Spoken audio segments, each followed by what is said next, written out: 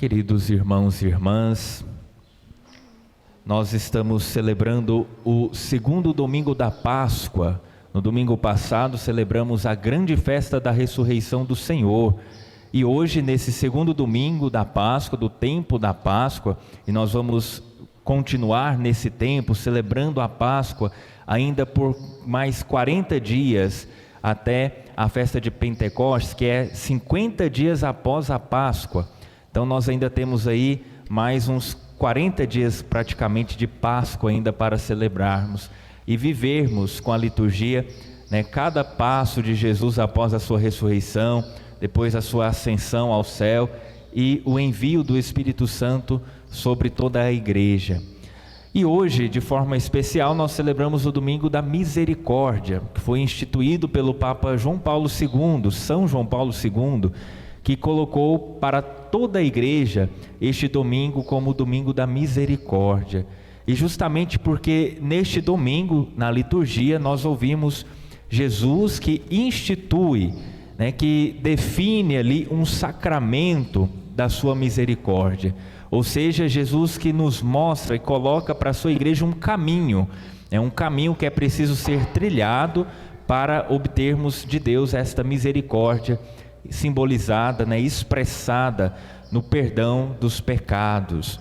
Jesus institui o sacramento da confissão, o sacramento da reconciliação. No evangelho de hoje nós ouvimos que os discípulos estavam reunidos ali no primeiro dia da semana, 8 dias após a ressurreição do Senhor. Jesus que ressuscita no domingo, na noite do sábado para o domingo da Páscoa, e depois 8 dias depois os discípulos estavam reunidos novamente. E aqui nós já temos um ensinamento que é bom sabermos e é bom entendermos. Depois que Jesus ressuscita, depois da Páscoa, nunca mais está escrito na Sagrada Escritura ou na tradição da igreja que os discípulos, que os apóstolos ou os primeiros cristãos se reuniam no sábado.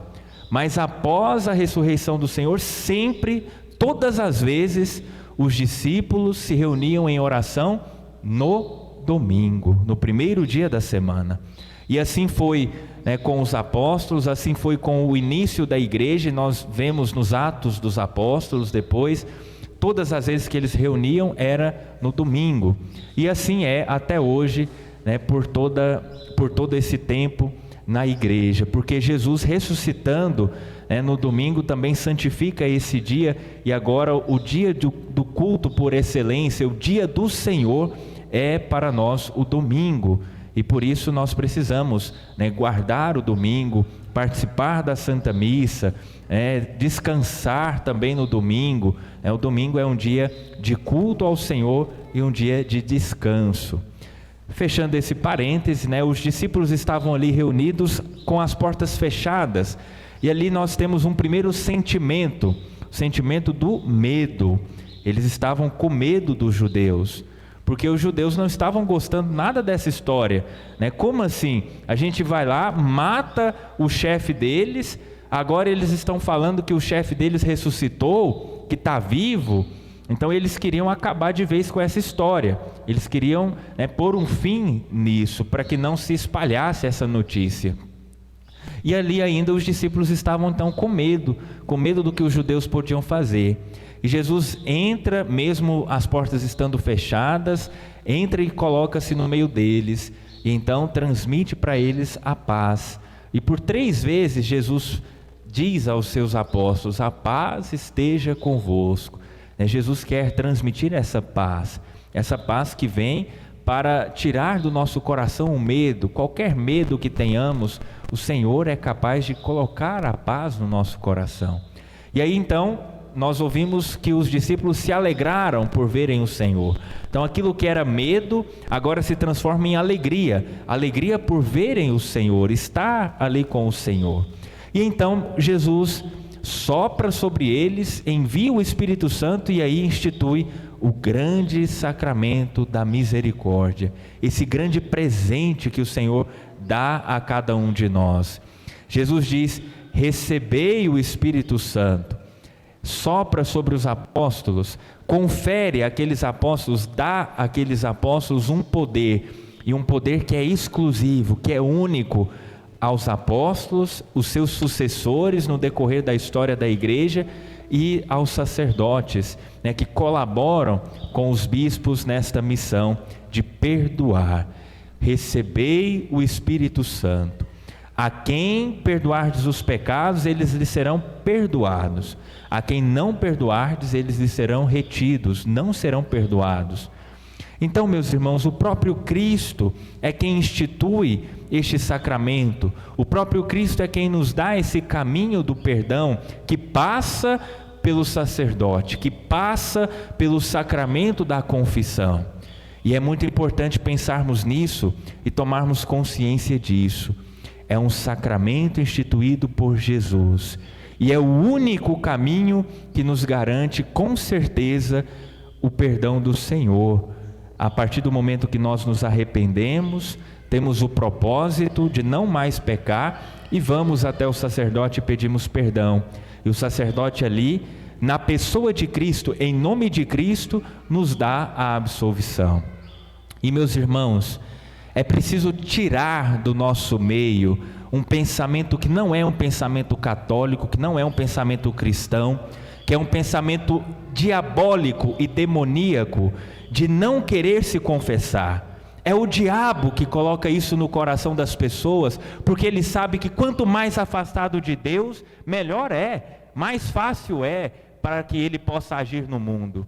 E um pensamento, meus irmãos, de que eu me confesso diretamente com Deus. Não confessa.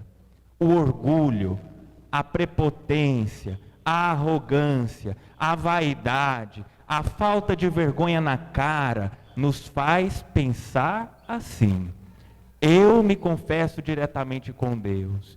Mas o próprio Deus enviou o Espírito Santo sobre os sacerdotes e o próprio Deus instituiu esse caminho único para que nós obtenhamos o perdão dos nossos pecados. E aí, às vezes, por falta de vergonha, por orgulho, por achar que somos melhores e que não precisamos, do sacerdote para nos absolver, ou talvez porque temos vergonha do pecado, ou talvez porque não queremos mudar de vida, nós nos colocamos nesta ilusão, nesta falsa ilusão de que confessamos diretamente com Deus. Meus irmãos, é preciso e é necessário falar com Deus, é claro. É preciso e é necessário falar dos nossos pecados com Deus e pedir perdão a Deus. É preciso e é necessário na oração pedir a ajuda do Senhor para não pecar, pedir a ajuda do Senhor para sair da vida de pecado. Isso é oração. Mas o perdão Deus nos dá através do sacramento da confissão. Porque foi assim que Jesus quis, porque foi assim que Jesus instituiu. E não cabe a nós duvidar, não cabe a nós questionar aquilo que Jesus colocou para nós como caminho que devemos trilhar. Eu também, como sacerdote, preciso ir diante de outro sacerdote, me ajoelhar ali e pedir perdão dos meus pecados, porque eu sei que o perdão de Deus só vem até mim através das mãos ungidas, consagradas de um sacerdote. O sacerdote que é pecador, o sacerdote que é homem, como todos nós, e também eu tenho os meus pecados, e também eu preciso do perdão do Senhor, e também eu preciso da absolvição de outro irmão sacerdote. Então, meus irmãos, afastemos para longe de nós esse pensamento, afastemos do nosso coração o orgulho, a prepotência, a arrogância, a soberba, que nos faz muitas vezes pensar assim, e peçamos ao Senhor a humildade de reconhecer que somos pecadores, a humildade de reconhecer que o perdão do Senhor nos vem através do sacramento da confissão. E Jesus depois, dizendo a Tomé, fala uma coisa que também serve para nós hoje. Jesus, quando repreende Tomé por causa da sua falta de fé, ele diz: não sejas incrédulo, mas fiel. Seja fiel. E aí a gente pensa, o contrário de incredulidade seria, acredite, não sejas incrédulo, mas acredite, tenha fé. mas Jesus fala ali da fidelidade, porque justamente a infidelidade faz com que a gente perca a fé. Justamente a infidelidade, justamente tantas vezes que somos infiéis, nós vamos deixando de acreditar. Né? E talvez você já não acredita mais em tanta coisa, talvez você não acredita mais nem em Deus, ou em Jesus, ou na ação de Jesus, por causa da falta de fidelidade. Porque não é fiel à palavra do Senhor, não é fiel àquilo que o Senhor pede de cada um de nós. Por isso é preciso pedir sempre ao Senhor a graça da fidelidade, sermos fiéis. Se nós não somos fiéis, nós não vamos acreditar. Um exemplo, quem não devolve o dízimo, quem não é fiel ao dízimo, nunca, jamais vai acreditar na ação de Deus através da fidelidade do dízimo. Jamais. É perda de tempo. Se eu não devolvo o dízimo fielmente, se eu não acredito naquilo que estou fazendo por mandado de Deus, eu não vou acreditar. É bobeira, é perda de tempo, é dinheiro jogado fora. Mas se eu sou fiel, se eu acredito na palavra do Senhor que promete bênçãos e graças, aí sim eu vejo o milagre acontecer. Aí sim eu vejo a transformação na minha vida. Aí sim a fidelidade traz e alcança de Deus muitas graças e muitas bênçãos na minha vida. Se eu não acredito, se eu não sou fiel ao meu matrimônio, se eu não sou fiel ao meu esposo, à minha esposa, eu não vou acreditar em nada. Eu não vou acreditar na beleza do sacramento do matrimônio. Eu não vou acreditar nas bênçãos de Deus que está sobre o casal. Mas se eu sou fiel, meus irmãos, eu vou acreditar, eu vou viver e eu vou receber de Deus essas bênçãos.